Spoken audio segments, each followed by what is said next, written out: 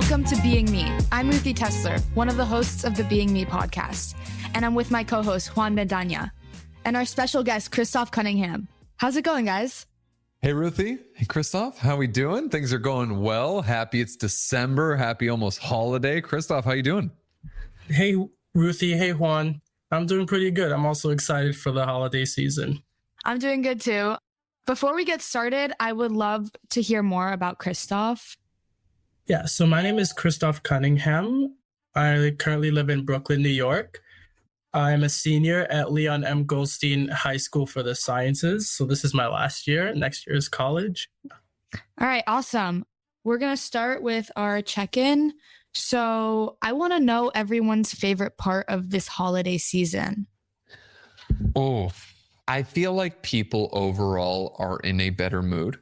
Mm-hmm. And when people are excited to give gifts, they're just and receive gifts, but not even, it's bigger than that. It's more so people are just in a more generous mood. And I feel like things aren't as hectic in terms of everyone's winding down for the year and getting ready for the new year ahead. So I feel like everyone's just kind of a little happier. I think that's my favorite part of the holiday season. Just Christmas rocks. And like Michael Bublé is the guy.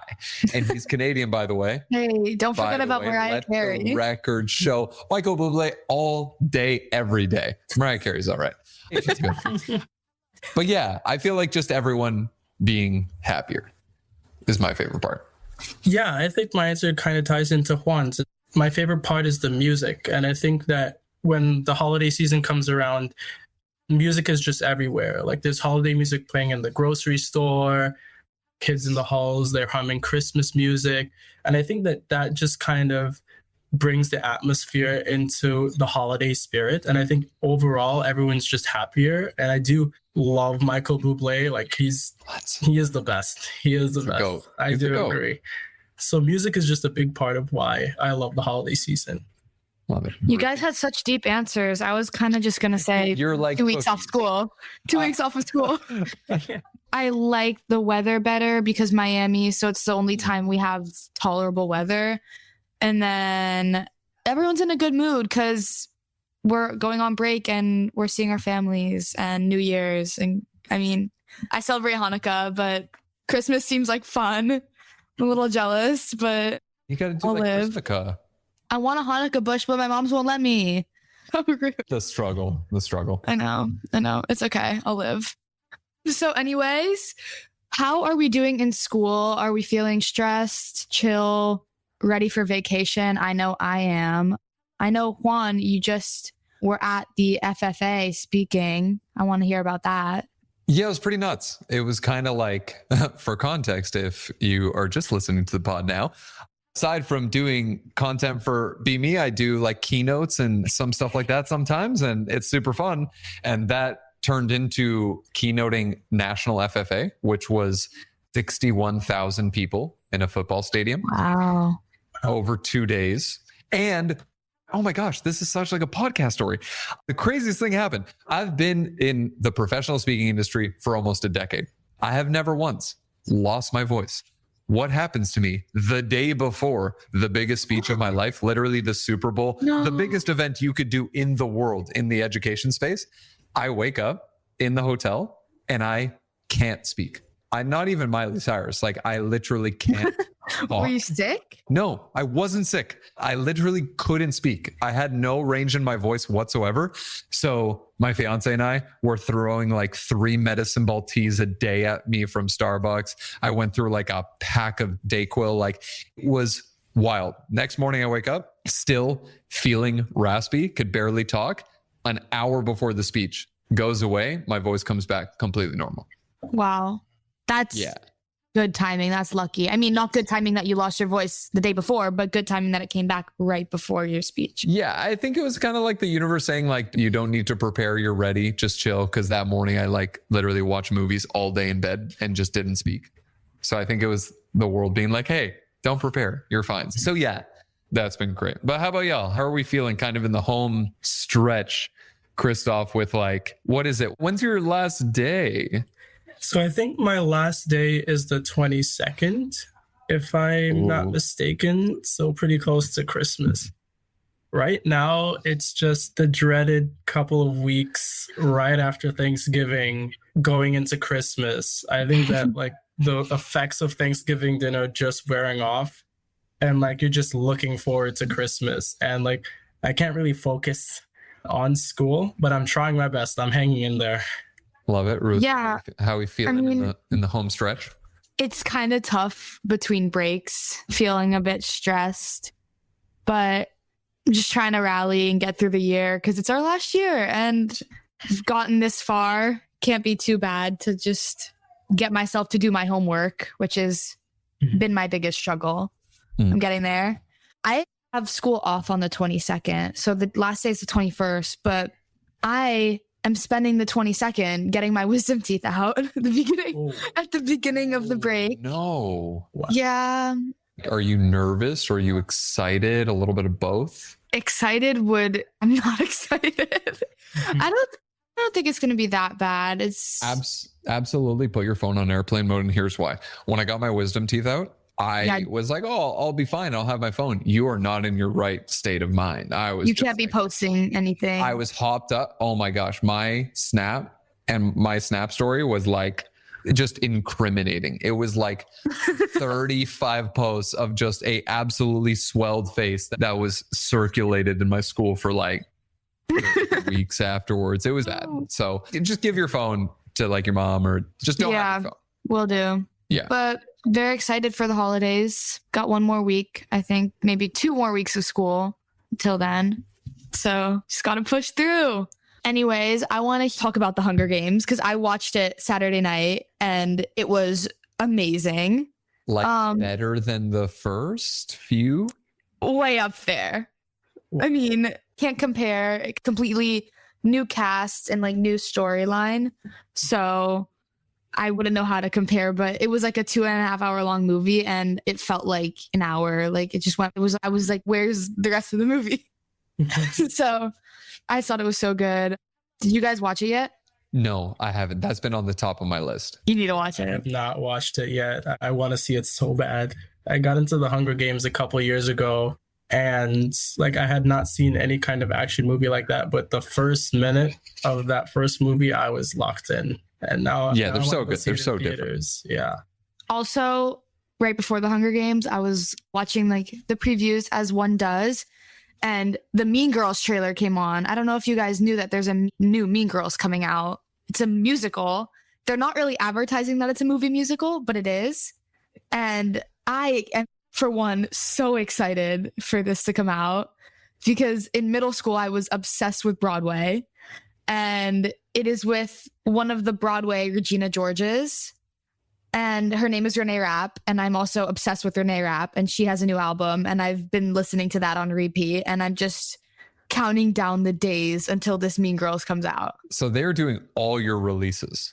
Oh, yeah. This is an exciting time for me. There's like seasons where you kind of get your releases. You get the movies that you feel like it's made for you. Like I remember when I had when Avengers Endgame and Thor, like there was a period of time where it was like a few Marvel bangers were dropping within like a 4-month or 5-month period. And like the midnight, I think it was like 5 midnight premieres within like a 4 or 5. Wow. It was bananas. Now all of the Marvel things that happen are just awful and they just are trying to make it work. But that was kind of like my season. It's kind of like after a summer when you like get your braces out and you have your like glow up or whatever it is. Like that's what I felt like. I was like, oh damn, this is my movie season. I feel like I haven't had that. I feel like other people are having that right now, i.e.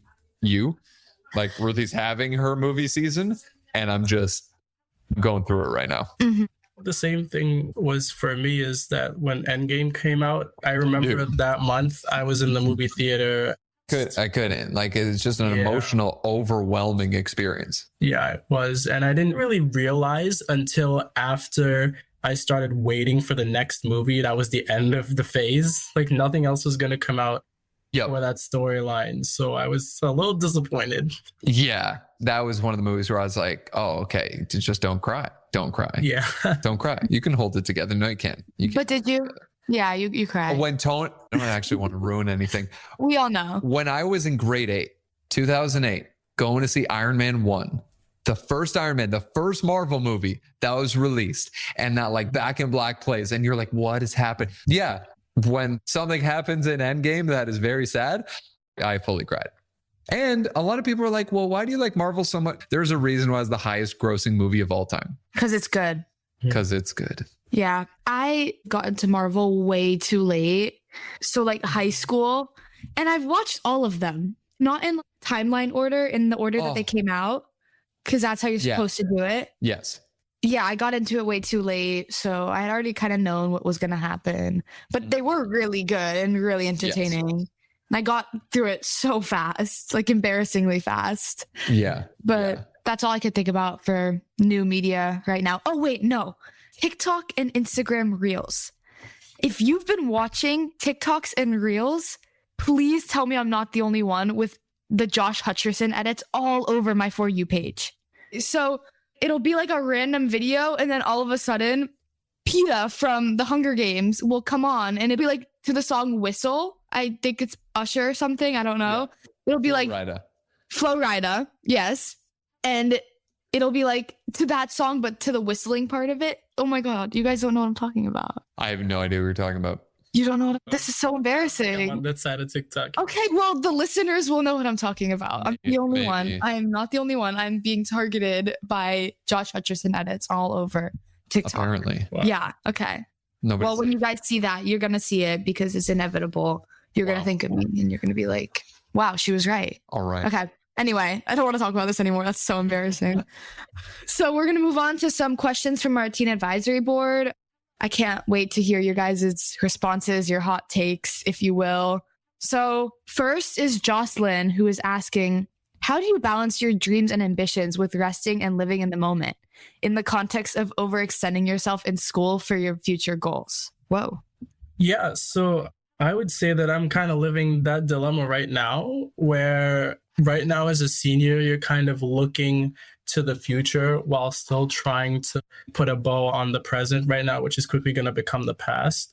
So I just say that right now, take the time to take advantage of the people that are still here. So I know some of my friends are going to go away to a different college and we're not really going to see each other for a while. So I started spending a lot more time with my friends outside of school. So most of my friends and I, we were doing a lot of club activities together, student government and stuff like that. And I feel like it's important to spend time with them outside of school with those people that you might not see for a long time after you graduate. So yeah, I'd say just focus on the people that are in your life right now. Great take. I have a little bit of a hotter take. Ruthie, do we have like a hot take button?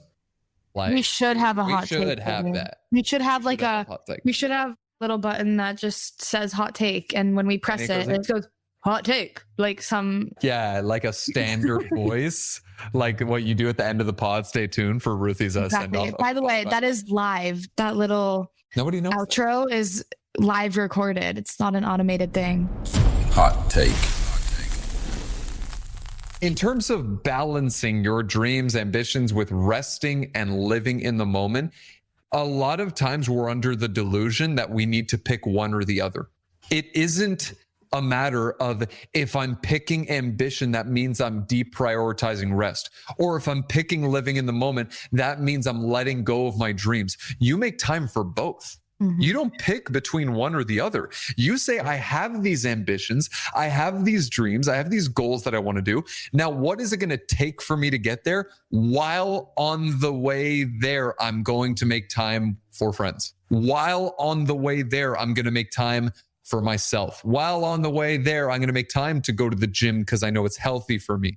The thing is, a lot of people are either 0 to 100 or they're all or nothing. Life isn't so black and white. You have to find the stir fry of high performance in that you have moments where you are resting and recovering, but you're also overextending yourself. In the high performance research, they've done studies on like elite athletes at the top levels of every sport. The growth formula or the high performance formula is stress plus rest equals growth. Stress plus rest equals growth. Rest plus rest doesn't equal growth. Stress plus stress doesn't equal growth. You need both sides of the equation. So the whole, I don't want to overextend myself. When you go to the gym and you're doing a heavy squat, sometimes that weight feels like a little too much. Some people would consider that overextending yourself, but that's tearing some muscle so that it grows, obviously in doses, but you have to push yourself. You have to go outside of what you find comfortable. You have to sometimes overextend, but then plan for adequate rest. I think you do both. I don't think it's a choice or a coin flip between one or the other. I agree. I think that a lot of people say they have no time for this or that, and they have no time to balance school and extracurriculars with their social life and with sleep and rest. But I think truly that you're not looking hard enough for the time. I think there is time.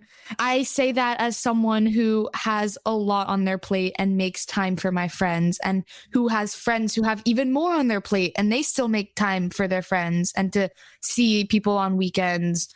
And I just really think that you're stressing yourself out a lot more than you need to. And if you just take everything a little bit more lightly, it would be a lot easier. That is a hot take, but and if you want to that's my more opinion. time, if you want to find more time in your day, go to your phone, open up settings and go to screen time and see how much time you spend on your apps, because the average American spends 1 to 2 hours a day on social media, another 2 to 3 hours in front of a TV.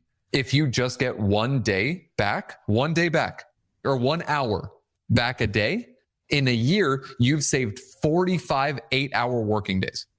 45 days. So a lot of people are compromising 45 days of being productive a year because of 1 hour of checking in on other people's lives as opposed to investing in your own. Yeah, I feel a little targeted right there, but yeah, a little bit. Sorry. It's okay. It's okay. I'll take it. I need to hear it. Okay. Question 2. Jenna Tall is asking, how do you get back on track when you lose all of your motivation? Wow. Ruthie, start. I really resonate with this. I'm feeling a little bit in a major slump right now, actually. And I'm just now really trying to get back on track, starting to do more of my work again and prioritize doing things that will make me feel less overwhelmed. But doing work is making me feel less overwhelmed because I can't look at these overdue assignments anymore. And I think that it's important to remember that if you're seeing these assignments and that's making you overwhelmed, so you're stressed, so you can't do anything else and you just feel burnt out, just don't look at those assignments. Start from scratch. Say, what is one thing I can do right now that will help me get one step closer to my goal? You don't have to do everything at once. You can just take it bit by bit. Just because you're a little bit behind doesn't mean you have to fall more behind, because it is not a lost cause. You can just do what you can now. Just pretend that you don't see those assignments and do the ones that you can still do if you've lost all your motivation. I think for me, it's kind of taking care of myself in the future. So if I see that I'm losing motivation or I'm getting overwhelmed when it comes to like assignments that I have to do or a test that's coming up, I kind of like say, I'm going to do this for me in the future. So I need to kind of stay on track and not lose focus, because I want to make sure that me 10 years later is good. And it goes hand in hand with taking care of myself, my mental health and my physical health, where if I see that I'm not really focused in class and I'm like falling asleep, I need to tell myself that I need to get hours in during the night now, because I'm going to feel the effects later. So taking care of myself in every aspect so that me 10 years later is good is what keeps me motivated. Like, I need to make sure Chris in the future is very well off. And I think that work starts here. So that's what kind of keeps me motivated. Damn, Christoph, I love that. It speaks to the idea of what the actual root of motivation is, which is motive. Motivation comes from the Latin word motivus, which means a moving cause. The reason why people don't feel motivated is because they don't have a strong enough motive. They don't have a strong enough reason why. And whether that reason is for me 10 years from now, me 5 years from now, me next year, me next month, me next week is enough. But if you can't do it for that, find something that you can do it for. Because I think purpose is what will drive people to do things more than anything else. But I also think that we have it kind of backwards, in that people wait for the motivation to act instead of act so that the motivation comes. Like, action comes first, doing comes first. The hardest part of a run is tying your shoes. The hardest part of anything is starting the thing, but we put it off, and it's so scary that it becomes scarier the longer we put it off. So whether it's an exam or homework or an assignment, it's like the more you put it off, the more afraid of it you are, because in your mind, it tells you, oh, wait, I don't know if I can handle this. I've been putting it off for so long. The best way to find the motivation is to create it. How? By taking action. Thank you for that, Juan. So Blair wants to know, how do we make a realistic New Year's resolution? And I feel like this is a really good question for Juan specifically. So take it away. Oh, snap. Okay, where's the button? Here we go. Hot take. So I'm going to preface this by saying I'm a very positive person. But the reality is, out of people that set a New Year's resolution at the beginning of the year, 75% fall off after 30 days. Wow. 75%. It's because we're in a culture right now and a time right now that glorifies this idea of do the 30-day challenge, do a 60-day sprint, set a New Year's resolution. And it's this anchor moment of energy where the reality is it's really easy to feel good on January 1st. That's not hard. That doesn't take any effort. That doesn't take any willpower. What's harder is to feel great and motivated and inspired May 18th when it's raining. That's when it's hard. So how to set a realistic, I don't believe in realistic. I believe in realistic means to attain unrealistic goals. So a realistic New Year's resolution is one that you'll actually incorporate into your life. Can I see myself doing this for 2 years? Don't set a 30-day goal. Don't set a 75 hard challenge. Don't set these ridiculous influencer like 90 days to a new you. Just don't do any of those. Just say, what do I want to do for the next 2 years? What are the things? Okay, and this is the most basic way of putting it. Here's a goal that I have. I want to get into the NBA. I want to get a PhD. I want to start a business. I want to become a professional rower. I want to be an Olympian. Whatever the goal is, fine. Now, what would that person do daily? What would that person do daily?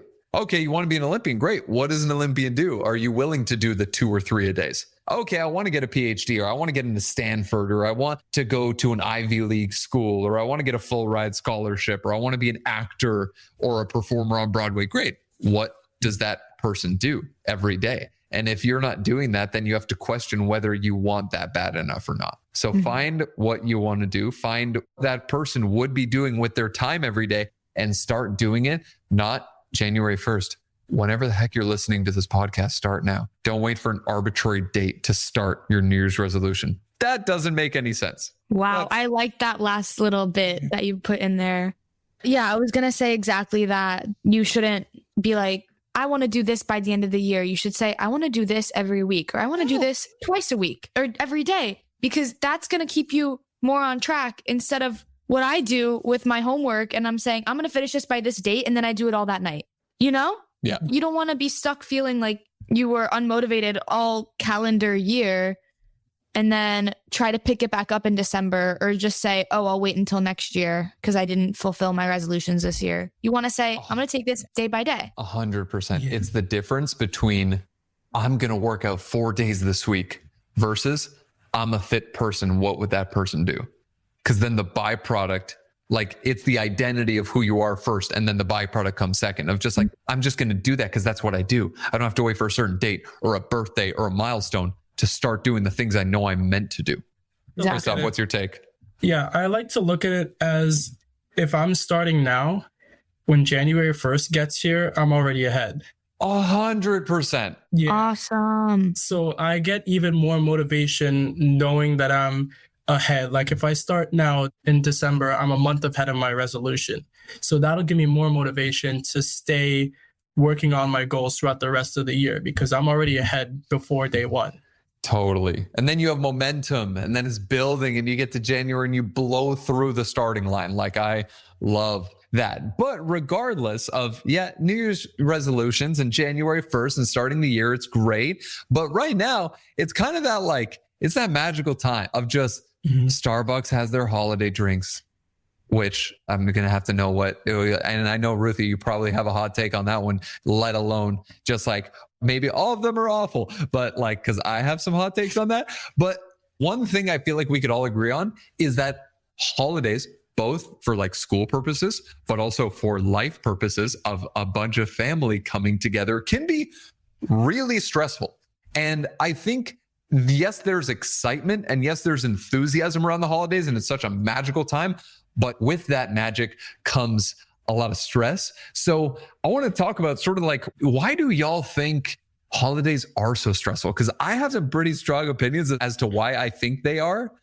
Ruthie, let's start with you. Why do you think holidays in general, not even just this time of year, like why do you think holidays are so stressful in general for people when they're supposed to be like a good time?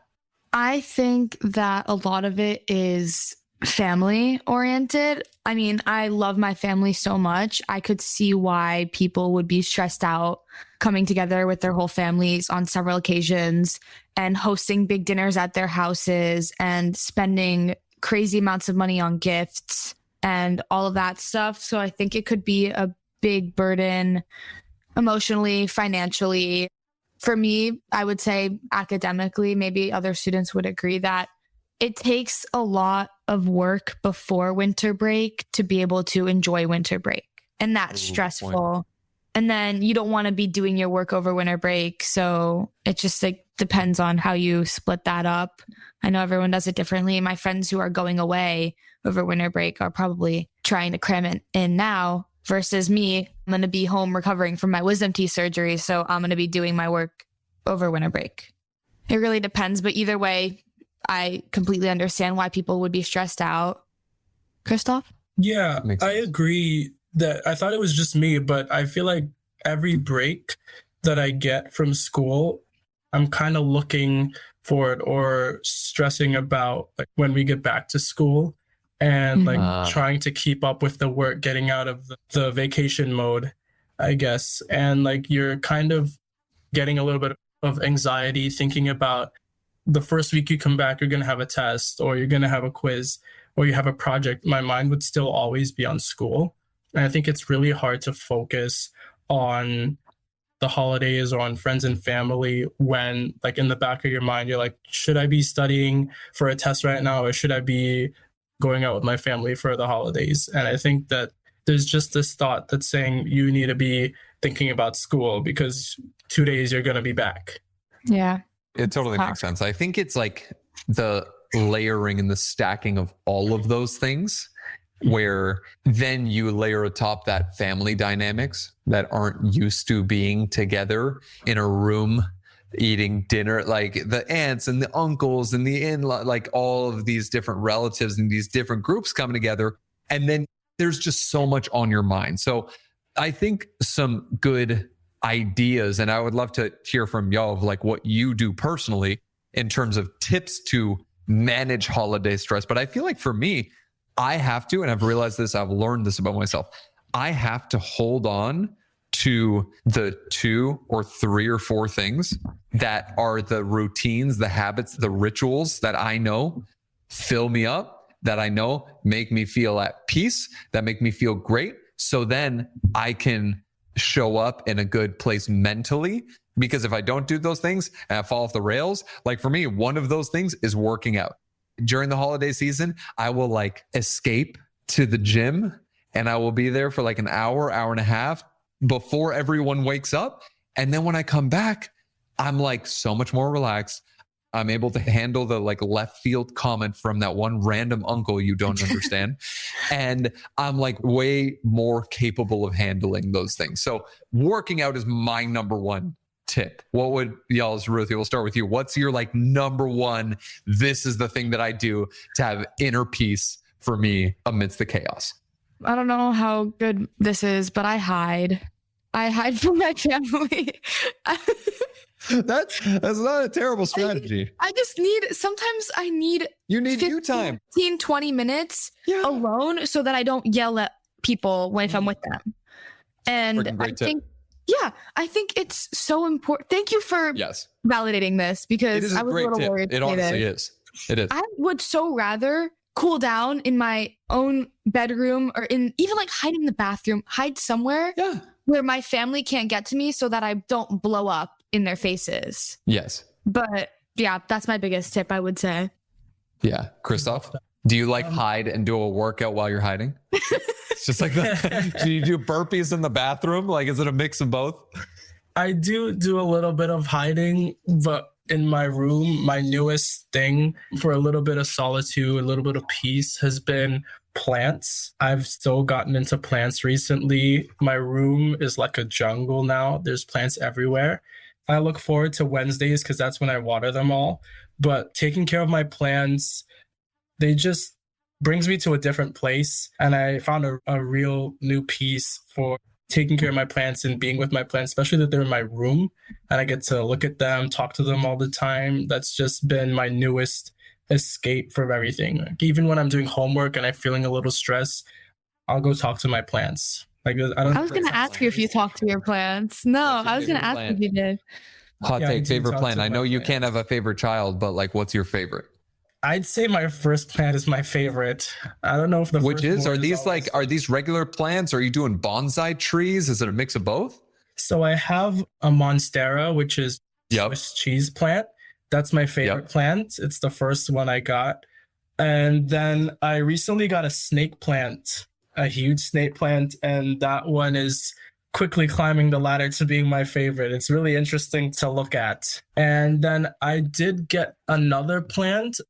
A friend of mine's really into plants, and I think he said this was like a heart-shaped leaf plant. I'm not really sure. There's a really technical name to it, but this was the most recent plant that I got. And I love spending time with my plants. I think my Monstera is my favorite. I got to be honest. Just a green thumb. I grew up, my dad was obsessed with bonsai trees, and we had so many bonsai trees in the house, and he would like repot them and like change them into another pot. And he had this one that was like a bonsai tree, but it was like the trunk was like this thick. And apparently there's like competitions and people sell them for like crazy amounts of money. So moral of the story, and what you could take away from this segment of the pod, is that go to your bathroom, do some burpees with your plant, and you are like, you're golden. You are set for life.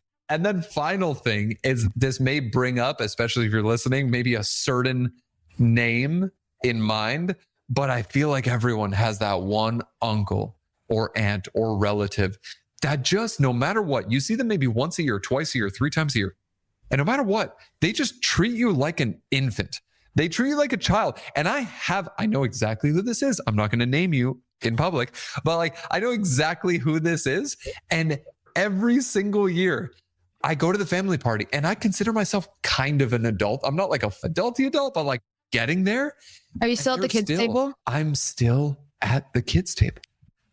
And they have like, and in Spanish culture, like the adultos table, the adults table is like legendary. It is a rite of passage, but it's this one relative. They're just like, oh, you're so adorable. I'm like, I pay taxes.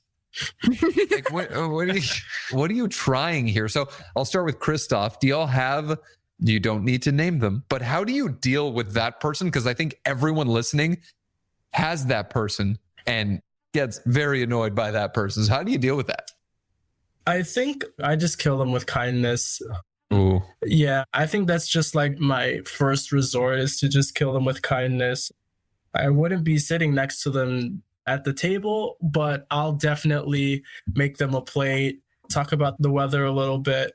But yeah, it's just like, in the spirit of the holidays, I'm just here to spread some Christmas cheer. I'm here to spread some love. I'm here to give some hugs, some presents. And yeah, it's just all positive vibes coming from me. Like, that's what I do. The dinner's only maybe 2 hours. After that, I can go home and recharge. But while I'm there, kindness all the way, positive vibes. Love it. Love it. Ruthie, I feel like you have a different take. Let's go. Hot take, bud. Hot take. There are people I could think about that do annoy me at these family dinners.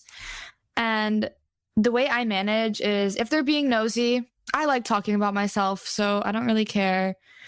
If they're treating me like a baby, I can never really tell if they are, honestly, because either I feel like they're treating me like way older than I actually am, telling me things that I should not be hearing and doing all that sort of stuff, or they're really treating me like a child. But even when they are telling me all these crazy things about our family that maybe I shouldn't be hearing, or they're just telling other people and I happen to be there, I feel like they might just think I don't understand it because I'm so young. So they tell me or they let me hear it. So I feel like that in itself, like treating me like an adult is treating me like a kid, if that makes sense. Totally. And, you know, I don't really mind it. They think I don't understand it, so they tell me more and I get to hear more. I don't really mind that. And then if it's like annoying older relative, which I actually love my whole extended family, so there's not too much of that. But I usually just like laugh it off, laugh about it with my cousins and make a joke out of it. And it doesn't really get to us, I don't think. But maybe I shouldn't be laughing about it. So no, you should bring light to it. That's what it means. Yeah, I laugh about it with them. My grandma sometimes will say something silly. I'll laugh at her to her face and she's in on the joke. So yeah, exactly. And at the end of the day, holidays can be a stressful time and they can be riddled with like, oh my gosh, there's so much planning and coordination and things I need to think about. And what about these dynamics? And this person doesn't like this person. And they said they're not going to come with this. There's all of that. But there's also a whole lot of amazing times to be had. And if you can just focus on that and you can just bring the good vibes, as Christoph was saying, and bring the positive energy and just be the person that shows up with just good vibes all around, then it's like you can't lose. You really can't. So be excited. Get excited for the holidays because it's December. It's going to be a blast. And Ruthie's going to take us home. Yes. So if you need any more tips about self-care or how to deal with stress or anything along those lines, please check out BeMe. You can download it for free on Google Play and in the App Store. And I love it. They just came out with a new update where you can have friends on BeMe and have a mood crew where they can see how you're feeling and why, and you can like send selfies.